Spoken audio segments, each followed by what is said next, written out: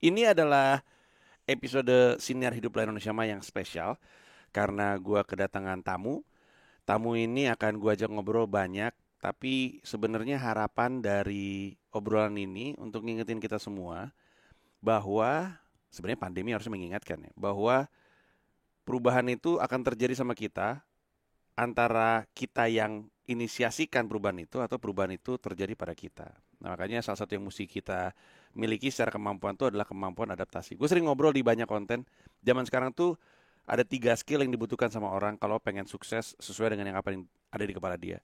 Kemampuan untuk merencana, kemampuan untuk mengeksekusi, dan kemampuan untuk beradaptasi.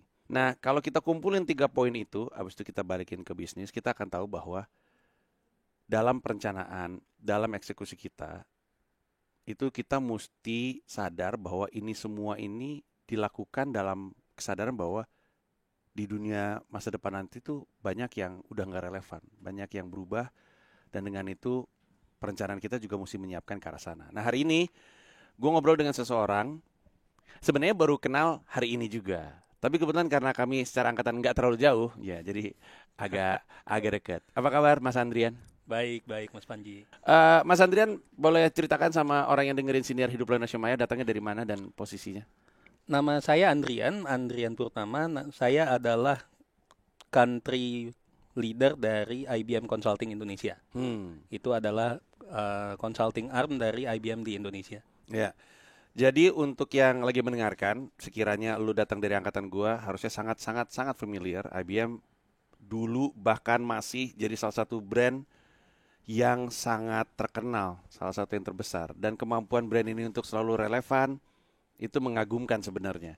Untuk yang nggak terlalu familiar, karena mereka datang dari generasi di bawah kita, Mas Andrian, gua mengenali IBM pertama kali dari hardware atau komputer yang gua pakai.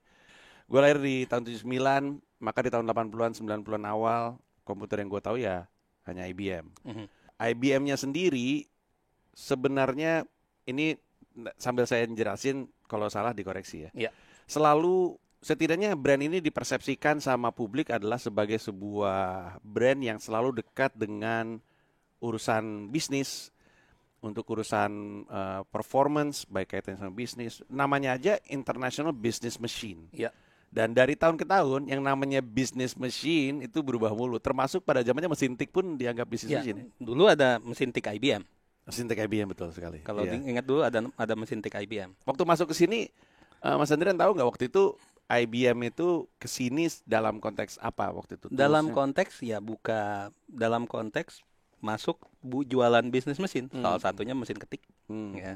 Nah, jadi ya seperti Mas Panji bilang itu, kita bertransformasi dari dulu sampai sekarang gitu ya.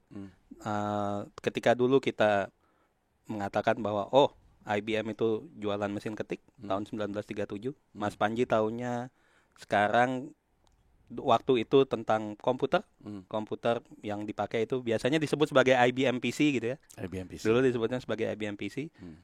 Sekarang salah satu yang kami kedepankan adalah services, dan salah satu yang kami kedepankan adalah yang kita sebut dengan AI, Artificial Intelligence, dan yang namanya hybrid cloud. Hybrid cloud kayak komputasi di awan tapi hybrid digabung gitu.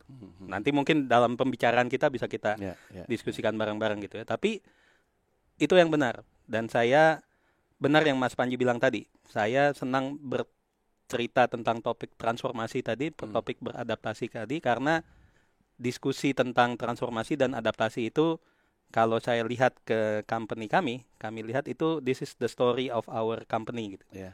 Dari dulu beradaptasi, dari dulu survive, dari pertama kali didirikan tahun 1911 sampai sekarang, ya kami, I don't think ada satu perusahaan teknologi yang mengatakan bahwa sudah survive selama lebih dari 100 tahun.